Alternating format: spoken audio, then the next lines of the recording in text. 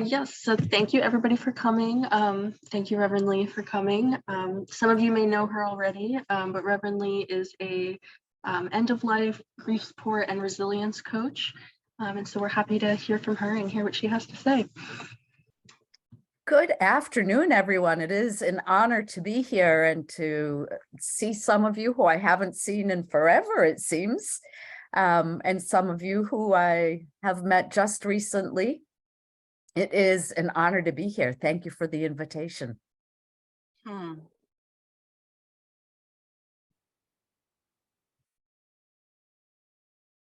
So I'm just going to jump right in. Let me tell you a little bit about me. I am a ordained clergy person with the United Church of Christ. And instead of serving a local church, I do what those of you who are familiar with hospice would consider the work of a hospice chaplain and a bereavement coordinator. I was a hospice chaplain for many, many years, loved that work. But I also found that I love making my own schedule and all of that good stuff too. So I do that work under the auspices of my DBA, Coach Rev, at the Crossroads. And I do a lot of speaking. I am an international best-selling author, and I have an amazing business partner who you probably won't get to meet because right now he's under the table, not feeling well. But my black lab, Shadow, is my service dog first. And then when he's not needing to wear that hat, he is a crisis response dog, which allows him to be involved with all of my clients who like dogs. And he just is great to have along. I'm also a first responder chaplain and serve with a critical incident team here in Massachusetts. Being a chaplain for our first responders who have been through traumatic events. So that's a bit about me. If anyone has questions, I'm happy to, if you raise your hand or anything, I'm happy to answer as we go along. Lauren, were you going to say anything else, or you want me to just chat away? No, go ahead, go for it. All right. So one of the things that I really am passionate about is people planning for end of life. And we all think of that most readily in terms of, do we have a will? Or as we're getting older, do we know who we want our healthcare proxy to be? And those are very important things. But really, there's a lot more to it. Some of you might be familiar with the document, The 5 Wishes. And yes. For many years, I led a workshop with the United Church of Christ on the 5 Wishes, and since have expanded that, just bringing more depth to it. And then follow up, I've got a course that digs into each of the wishes in more depth. I like to tell young people, do it now. We never know, right? When an accident or a crisis of some sort is going to happen. And I like to tell the story of one of my hospice patients from many, many years ago. His name is Paul. And Paul was in his early 40s, like 41 or 2, I think it was. He had an awesome Christmas, had a blast, felt great. He's got his whole life to live ahead of him. But then during the next week, he was not feeling well. He had a lot of back pain. He ended up going to the ER on New Year's Eve and was diagnosed within days of having stage 4 bone cancer. He only had months to live. When I met him, I learned that he was divorced and he had 2 young adult children, 19 and 20, with whom he was estranged. He hadn't seen them for a long time. And he wanted to reconnect with them. There were some other things that he wanted to have accomplished by the time he died. One of them was to meet his favorite childhood author. So along with the usual things we think of, what do we want medically? Do we want to die at home? Do we want to die in the hospital? What are some of the broader things in life that we need to think about? If something were to happen today, what's not done? What do I need done? Real quick, I'll finish Paul's story. He died just 3 months later. We had reconnected him with his children. I was part of facilitating a conversation where forgiveness was shared all around. But even better, his daughter brought him home to die at her home. He had been in a nursing home. He got to go on one last fishing trip. He loved fishing. He had some friends he hadn't seen in years. He had a couple other things that he thought would be, were bucket list items, one of them being meeting that author. And I was able to track that author down. And what are the chances, right? The author was visiting his mom here in Fitchburg, Mass, which is where the patient was. And he said, yeah, I'll come meet him. Other things important in planning ahead. I think of a few for myself that might be really nitpicky. But I was just sitting with a patient today who has the same reaction I did. One of the things in my 5 wishes is I love touch. Give me a hug. That's awesome. Put your hand on my shoulder. That's awesome. But don't you dare rub my back or my arm or anything, because for me, that's like nails on a chalkboard. The patient I was with today, I was holding her hand and doing, let's see if I can mimic it, doing this on her hand. And she's actively dying. She just pulled her arm away. And her daughter said, oh yeah, she hates when people rub her skin at all. Right? I've got it written down in my 5 wishes so that people don't do that to me. And I'm not, if I'm unresponsive or nearing the end of life, they know that. I want the shades open. I want the sunlight coming in and the fresh air coming in. There are some people I want to be sure I don't see. And our wishes can change over time. In fact, most likely they will change over time. But one of the great things about the 5 wishes document is that it's fairly easy to update. Another story to say why I'm so passionate about this. There was a young man who was in his 20s, and I don't remember where he lived, but he was a, what's the word? I just drew a blank. Sports, extreme sports fanatic. And he was skiing, he got in an accident, and broke his neck, was paralyzed, a quadriplegic. His family was all gathered around. They had put him in an induced coma. And the doctors told the family, it doesn't look good. He will never get off of a breathing machine. He will never be able to move his arms or legs. Cognitively, he was fine. And his mom was, then we should let him go. And his 2 sisters and his dad were, no, we need to do everything. We need to keep him on life support. It was a really difficult situation. And I'm sure you can think of other stories you've read or people you've met even who have had that in their family where there's a difficult choice to be made. The doctor said, cognitively, he's fine. We can take him out of the coma and you can talk to him and see what his wishes are. And they did. And they talked to him and he said, I do not want to live like that.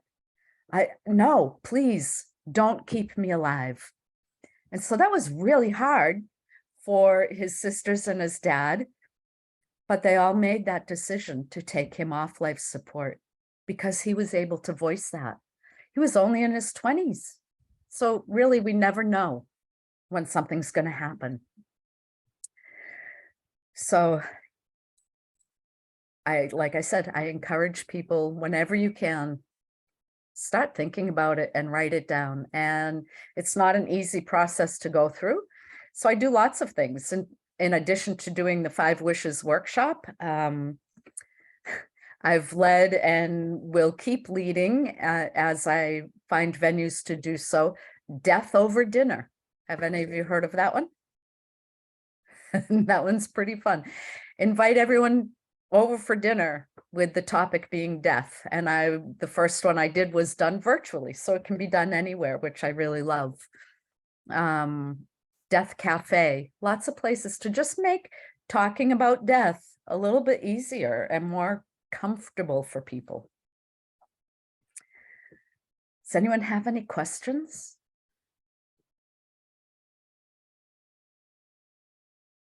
Oh, a quiet audience.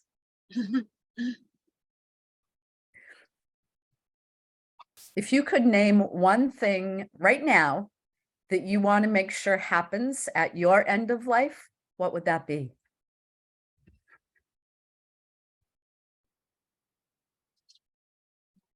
I would want my immediate family gathered around me. Your immediate family, what? Gathered around me. Yep.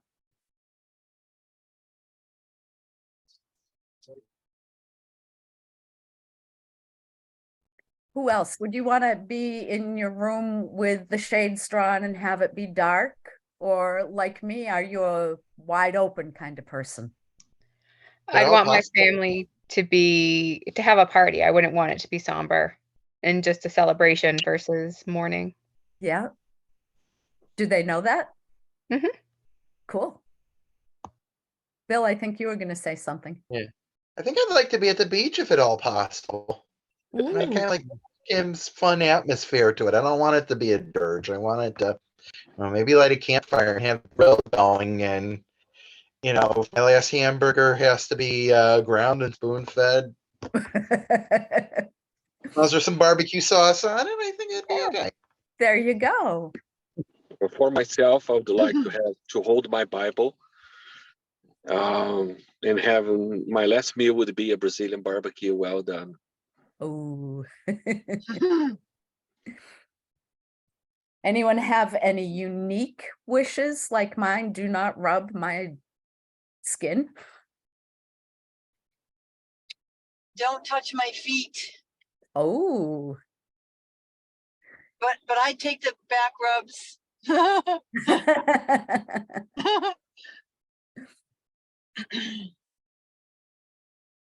So this is some of what I do at the workshops or the death over dinner things. It's questions like that. And some of you chuckled, right? And had some great ideas.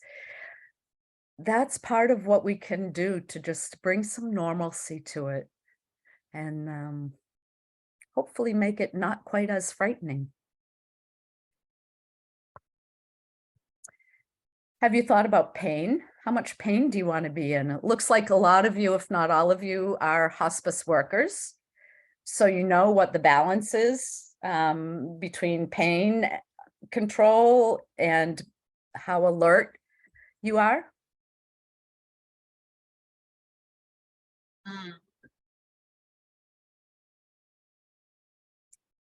I talked to one woman who I asked that question. She's was a Catholic nun.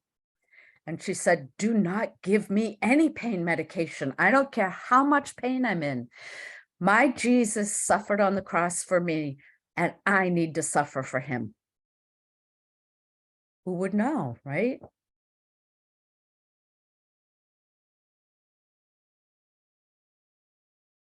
I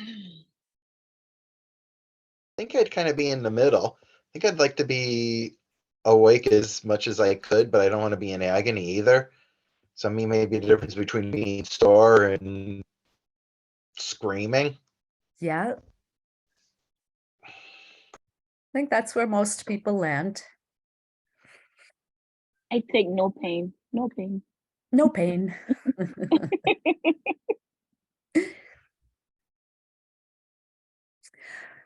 I have a doctor that tells me that I'm going to be his hospice nurse and he's going to pre-fill some prescriptions for me to handle it.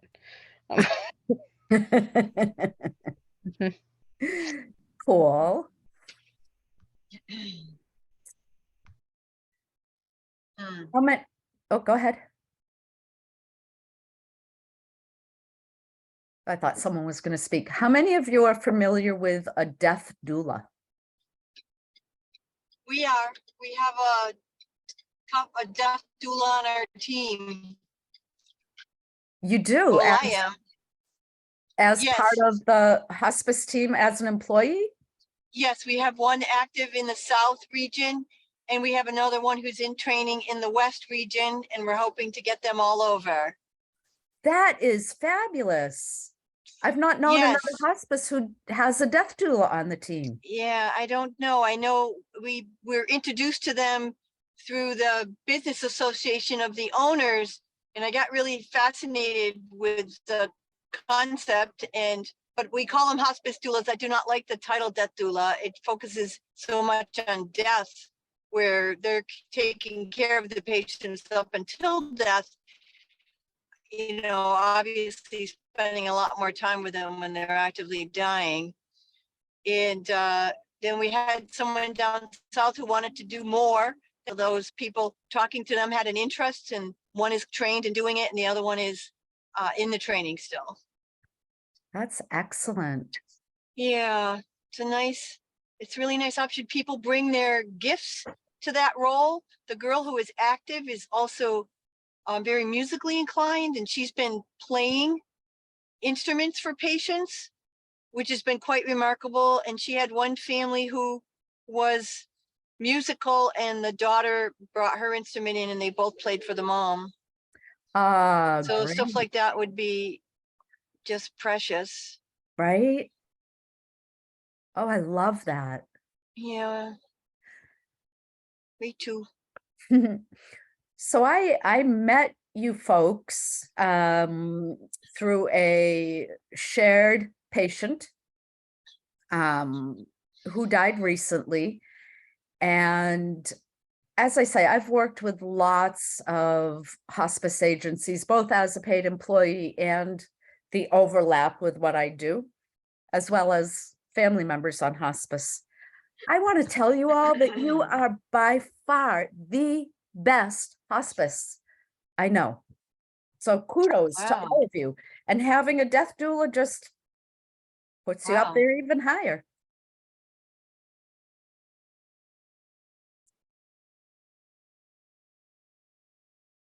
Thank you. Yeah, yeah. Yeah, I have to thank you. say, Could you? Oh, go ahead, I Kim. was going to say, I learned so much from you, Reverend Lee. You know, the patient in particular had a lot of challenges. She was very involved. Sometimes we were there 2 or 3 times a day.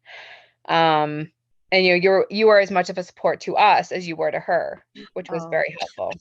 thank you. Yeah. And I was just going to ask Reverend Lee if you could maybe talk a little bit about what you do and what you find the benefits of being a death doula, and how, if we're going to start to integrate this into our program, what would be important for us to know so we can do it really well.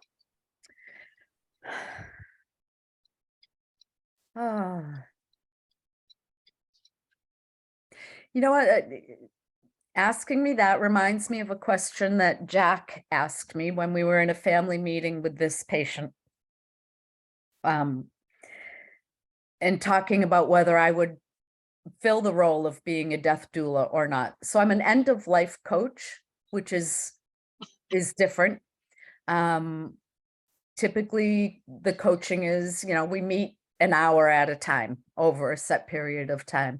A death doula, as you're learning, is there many more hours and toward the end in much more in-depth way. I remember Jack asking me, with everything else that you have to do, are you sure you can do this? I don't remember how he worded it, but his concern was, if I'm going to be there caring for this patient and her family and anyone else who might be in the room at the time, who's taking care of me? And he really made me stop for a minute and say, yeah, and it was a good reminder. I think a lot of us know the importance of self-care, but given the gosh, how many hours was I there in a row? The reminders that someone who's going to be in with the patient for an extended period of time, making sure they have a backup plan for how they're going to take care of themselves, and not just let it be words on a piece of paper or words spoken, but encourage them and make sure follow up. I talked to someone with my another book I'm working on, my editor, and this was right after I had been with this patient. So Lee, what are you going to do now? And I said, oh, I don't know, probably, go visit some more. I'm filling in as a hospice chaplain, go visit some more patients. And I'm reading off this whole list of things. And she said, stop. Remember that conversation we had? Because she's a proponent of self-care too. And she made me do the things on the top of my self-care list. I was just going to, I've written them down, I've thought about them, but I was just going to move on to the next thing. So I think it's that follow through. I think too, sometimes it's especially folks that aren't in skilled facilities and there's so much family involved. I mean, this was a very, very intense family. And then as we're slowly introducing, okay, well, she needs care at night, and there's, 12 hours of care at night, which very quickly moved, okay, though she's in assisted living, she needs 24-hour care. And Jack had found this group, or the family found this group of CNAs who kind of opened their own company, but none of them have really had experience with end of life. So there was that whole component to throw in there as well. And of the three, one of them, we actually had to politely ask not to come back because this definitely was not her thing. Mm-hmm. She struggled with it and trying to realize that sometimes it's not, that it's okay that these are people's limitations, I think. She felt that we were just in there giving her medication to kill her. Right. And then you had one family member in particular saying we're going to give her medication to put her down like a dog in front of That like 15. just was. Oh, your face was priceless, Reverend Lee. I was. Thank God I had a mask on mine because it would have said it all. But just realizing the limitations of people and the education, and you can provide education, but in that time of stress, so many people can't hear it, and it's frustrating. Trying to make sure you're keeping that in check as well. Yeah. Yep. I think by the end she had come around and understood. She did, yes.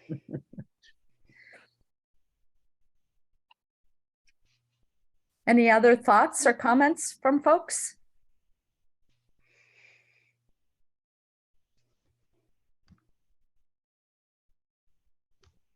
Thanks for jumping in where you have.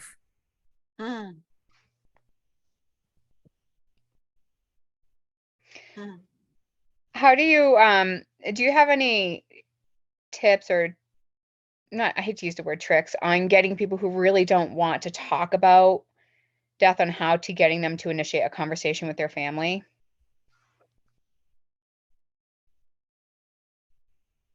Taking the time to build trust with them so that they can hear our words of wisdom.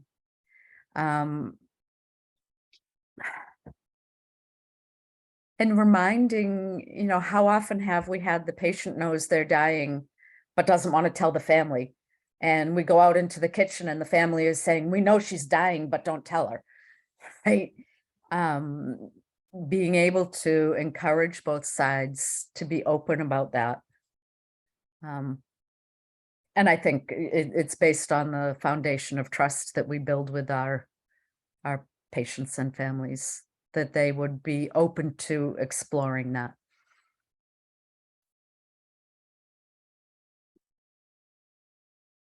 Did that answer your question?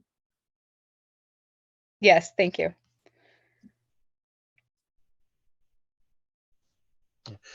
Lee, in your coaching position, do you do like follow-up bereavement care as part of your care? Do you have any like suggestions or tips regarding bereavement care with friends and relatives? In terms of, Just helping them deal with their grief, maybe helping them like now what? I with my own mother, I remember her feeling after my grandmother passed away and she'd done a lot of home care for her. That was just kind of like it's like she had so much free time now. It was kind of like even though she worked, she felt kind of lost. right. Yeah, that's when I've heard that one more than once from Yeah. Yeah. people, so that'd be a good one. I try to bring that up before it happens and talk about, so what are your hobbies? What did you used to do before you became mom's caregiver? What do you miss? And at some point, using my intuition, knowing when's a good time to say, so, at some point, mom's going to die and you're going to have all this extra time on your hands all of a sudden. Have you thought about what you'll do? So that they can start thinking about it before all of a sudden it's there and they're overwhelmed with the grief. Yeah, and sorry, go ahead.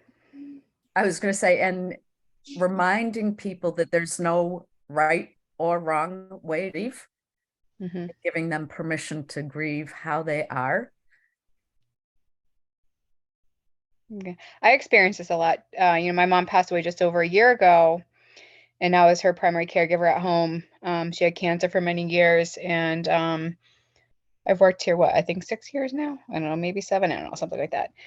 And I didn't realize how much I was working from home on my own time until after she passed, when I no longer had to be at home.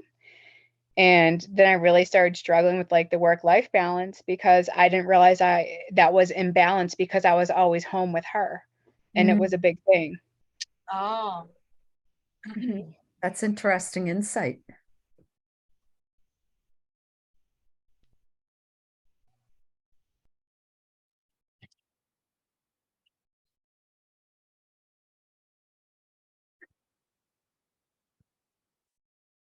What else? Can you hear me? Oh, now I can. Oh, thank you.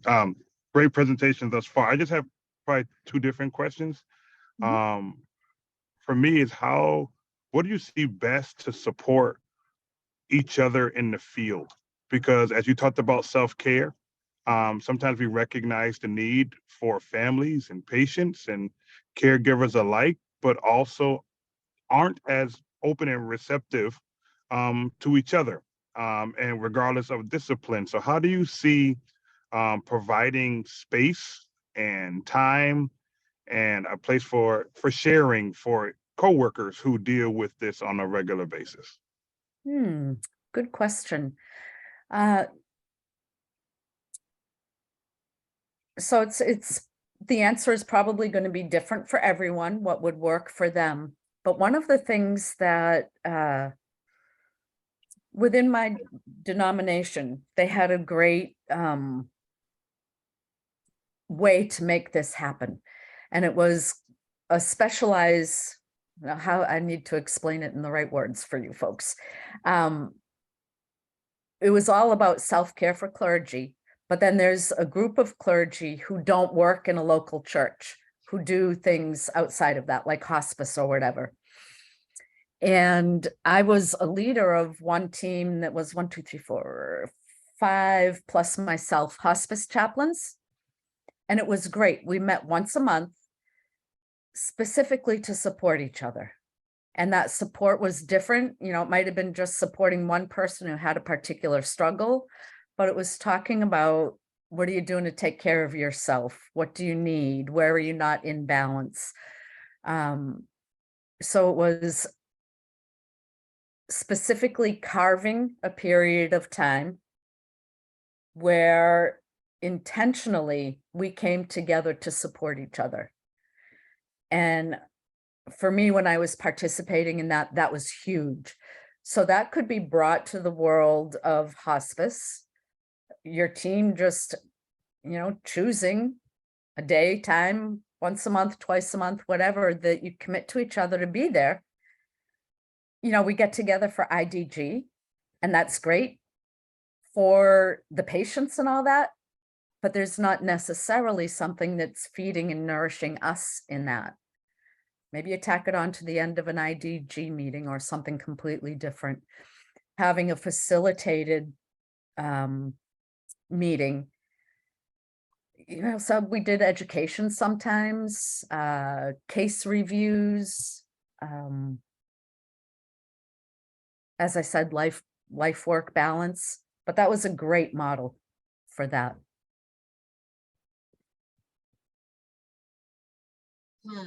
Thank you.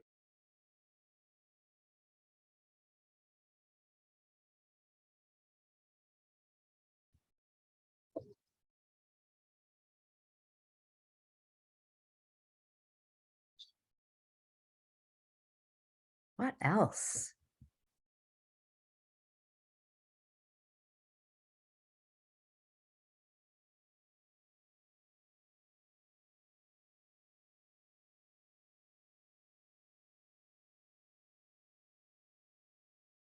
So yeah, I've shared, one piece of my passion in the planning for end of life. I could go on for forever talking about the work I do. Like most of you, we're here for a reason. It's not just a job, it's a calling, right? Reverend Lee, would you be able to talk about your bereavement program that you have and your Sure. book? Yep, absolutely. I'd love to. So I based my bereavement program on Hospice's 13 months.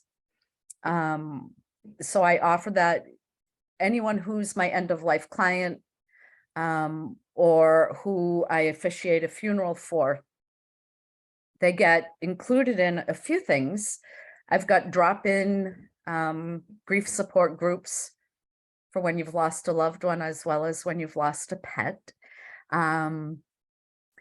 I've got a series of newsletters that goes out once a month for that first year of grief. I've also got what I call tossed pebbles, and that's in two forms. One is a daily grief support email. So it's like somebody signs up for it.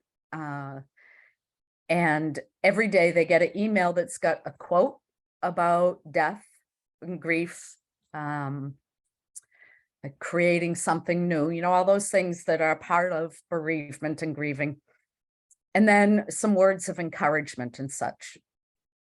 And it's for a whole year. So there's 365 emails, and they are, so what you get in the beginning of the year is going to be relevant to new grief, and what you get at the end of the year is going to be relevant to now what happens after that first year.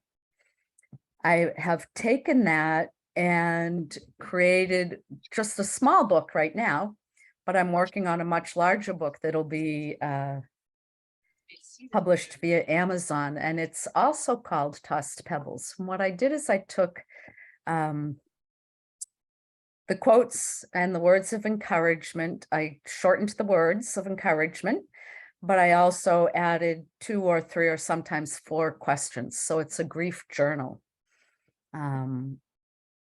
And I just love it. I just love the idea of the 365 emails. That is so precious. Mm-hmm. Yep, I've gotten a lot of great feedback on that. We've had a lot of losses within our staff.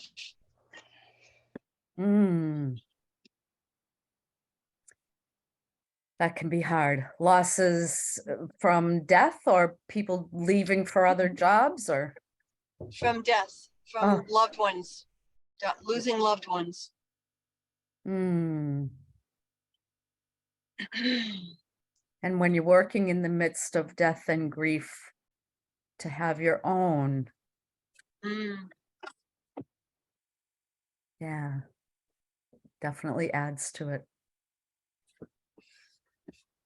Have So you noticed, not that there's a right and wrong way to grieve, but have you noticed like through the last, especially like 4 years, a lot of kind of impaired grief, just a lot of unresolved business for a lot of people due to COVID?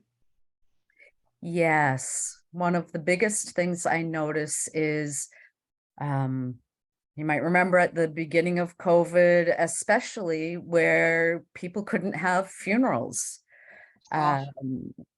Or if they did, it was 2 or 3 people gathered and spread out in the room. And so those funerals weren't the care that they had been in the past for the grieving people.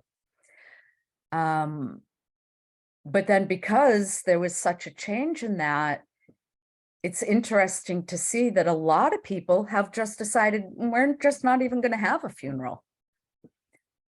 And I think that is really detrimental. That funeral is an important marker, an important ritual. And without it, we don't have a final goodbye. We don't have surrounded by friends and family. We don't have the stories of farewell, the memories to share and reminisce. And so a lot of people, it's grief that is stagnated. It's grief that's not recognized. And I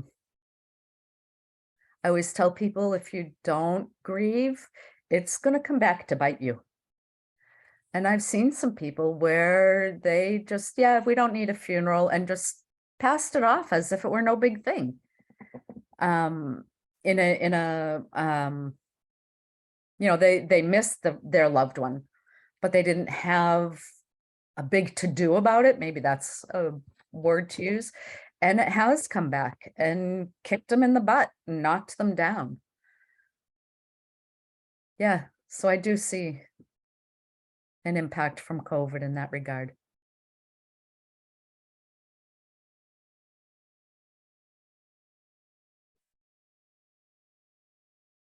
I think so. My mom didn't want a funeral.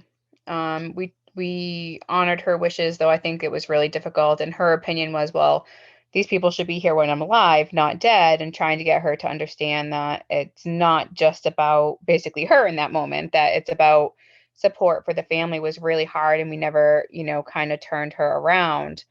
And I think, especially in the last few years, I'm seeing more and more of people just saying, you know what, I just don't want a funeral. I don't, and you have the family saying, yes, we need to do this. But at the same time, families are very torn, wanting to honor their loved one's wishes. But at the same time, trying to get what they need as well. And it really is a challenge for a lot of families that we've worked with in the last, especially I'd say 2 years. Mm-hmm. And what do you say to patients or families who, now that you've experienced that, what words of advice do you give them? I think that, when it comes to they have to do something for themselves, and the self-care part of it, right? And they need to come up with a way to kind of meet in the middle, so to speak. So we ended up throwing a big cookout in the summer for my mom, where it wasn't really a funeral, but people were able to come and celebrate her. So we kind of got what we needed, but we didn't have a big funeral, which is what she didn't want. So trying to meet in the middle and come up with creative ways to try to solve that problem, I think, is big. About a year and a half ago, 2 years ago, we had a patient that wanted a grief group at a assisted living. She was one of our patients. It's not someone we're really affiliated with, but I haven't done one in a couple months, but I was continued the grief group after this particular social worker left. And sometimes I feel like it's out of my wheelhouse, and I'll reach out to my social workers on my team. But honestly, how I usually start it is I'm part of a couple grief groups on social media, and I'll see something, a poem or something like that. And that's usually how the grief or the bereavement group starts. And then people just talk and reminisce. It's very informal. But you can see that a lot of people, especially those who, 3 of the members that do come, lost their loved ones during COVID. They went to the hospital and they never returned. They weren't allowed to see them. They weren't allowed to go in. There was nothing. And these people are really, really struggling. And you feel bad. I've told a few people, I think they need to speak to their primary care doctor, Mhm. but it's just really an interesting waters to be swimming in right now, trying to figure out how to help people there. Yeah.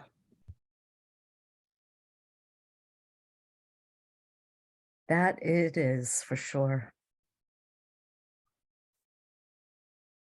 I also think one of the things after COVID, just regarding funeral home, is finances. I mean, people have been struggling financially just due to job loss and other things, and funerals are very, very expensive.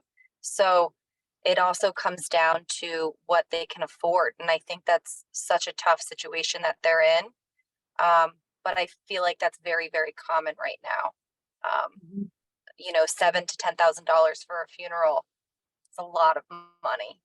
Yep. And a lot of people cannot afford that. And that's a big struggle that we're seeing, finding creative ways to honor that.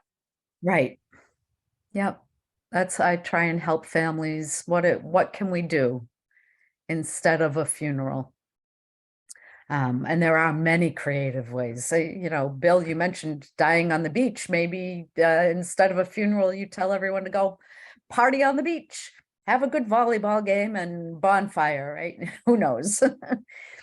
Kim, when you were talking about your mom, I remembered my mom had said that she wanted just a very small funeral just for the immediate family, which we did. This was, gosh, 20 some odd years ago. I remember running into someone wherever, at the grocery store, wherever we were, who said, "Oh, I'm so sorry. I heard your mom died." And I, we didn't know, we didn't see any funeral or anything. And so I explained, and the person expressed pretty intense anger at not having an opportunity to come say, "I'm sorry" to the family and to share his memories of my mom. So yeah, even beyond the immediate family, it can impact others. Yeah. I think another interesting thing about the COVID and grief and, that whole process is I now have funeral homes that I would never recommend to any family. And then funeral homes, like, it sounds weird to say out loud, I have a favorite funeral home that I would recommend people to, but there are some that just deal with this grief. Others, I mean, I've seen funeral homes in the middle of COVID come in and walk in and like, where's the body? Family standing right there. Where's Right. the body? Somebody used one as a clipboard once. Oh, this is oh, looks like rigor mortis did, and I can write on this paper onto, I kid you not. Oh my gosh. I think some true colors really kind of came through on who was in the business for the right reasons and who it was just a paycheck for. And who was burnt out and needed to be Exactly. reminded. Yeah. Yep. I'm sure that was an element of it too. Yes. Yes. Yeah.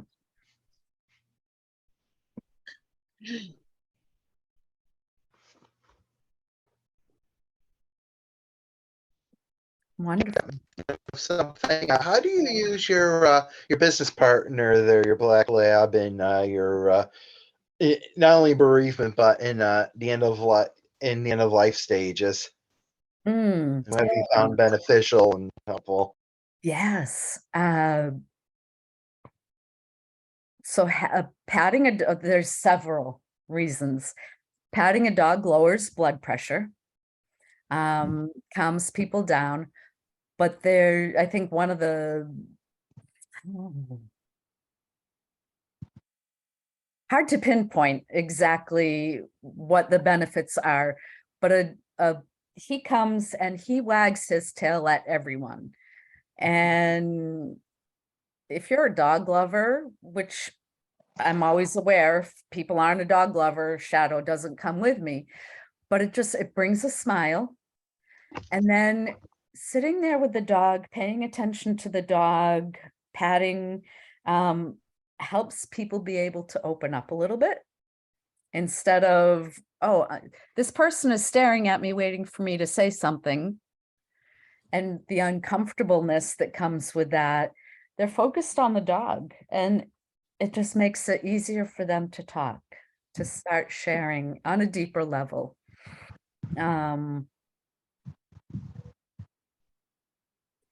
Shadow will go lay on someone's feet or climb on their lap, put his chin on their lap. So deep pressure, if you're familiar with that, he offers that.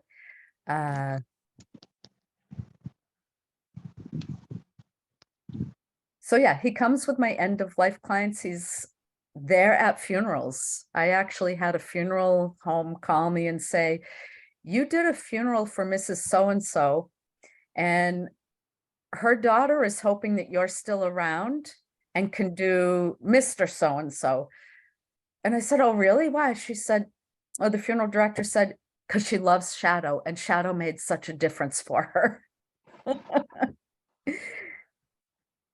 Yep. I mean, I've personally met Shadow, so I might be biased, but he's pretty awesome. Thank you. I want to just share something really quickly. My brother died on hospice 10 years ago, and it was because of that that I ended up becoming a chaplain.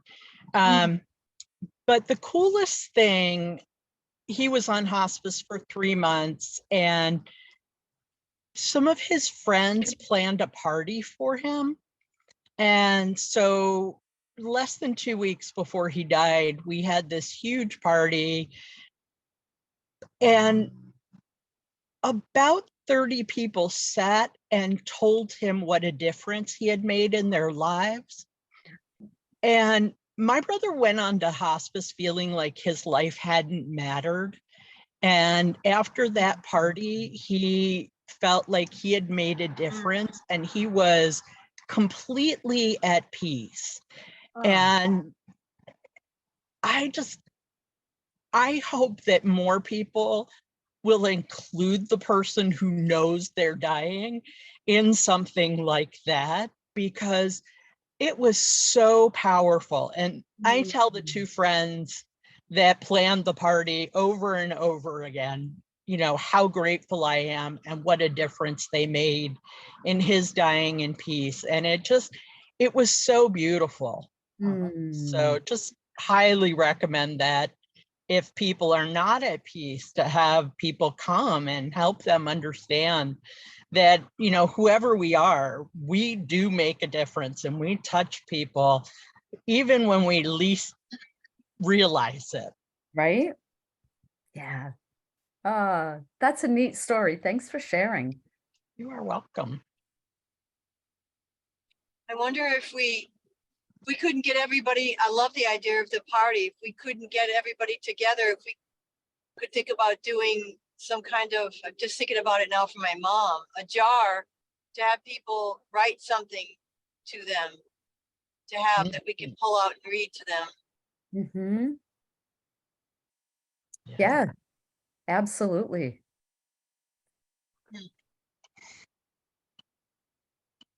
I have a friend who did something along those lines, Linda. Her stepfather, who had raised her, died recently, and she put out a request on Facebook in a group for a church conference that he had attended for years and been very involved in, and asked people to send messages, just saying what he had meant to them. And the family was then able to read those to him. So I thought that was really neat too. That is neat. I really like that idea. A jar or the cards, yeah, that's really nice.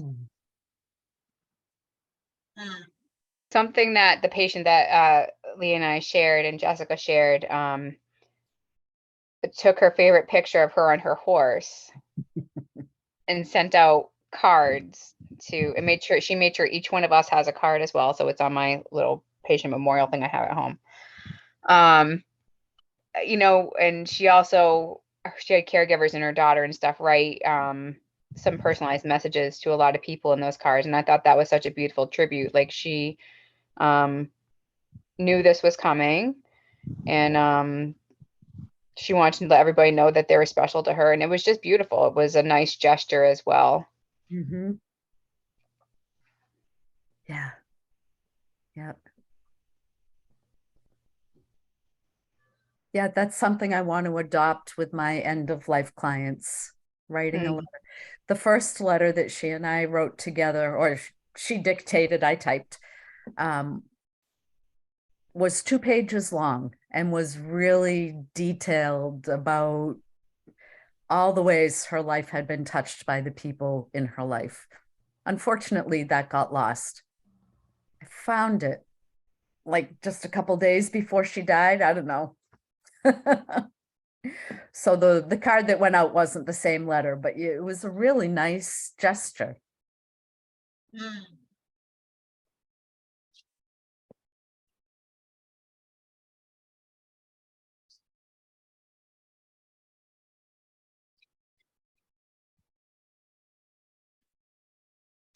Did anyone else have any questions before we kind of wrap up? Reverend Lee, did you have anything else you wanted to add or say? No, thank you. That's great to be here and chat with you folks and share ideas back and forth. Thank you. Thank you so much for coming and talking to everybody. Thank you everybody for coming. Yeah, this has been good. Thank you for your time. That's very Thank you, nice. Reverend Lee. Oh, you're Thank you, Reverend welcome. Lee. And if anyone, I'm here, if anyone has questions going forward, or wants to talk about anything, I'm putting my contact info in the chat. So there it is. Thank you. Thank you, Thank you. everyone. I really enjoyed this, and I think it was a wonderful showcase of the roundedness of the chaplain and what other skills and areas in which you bring to the table. So I really appreciate you sharing all of that. Oh, thank you. Thank you.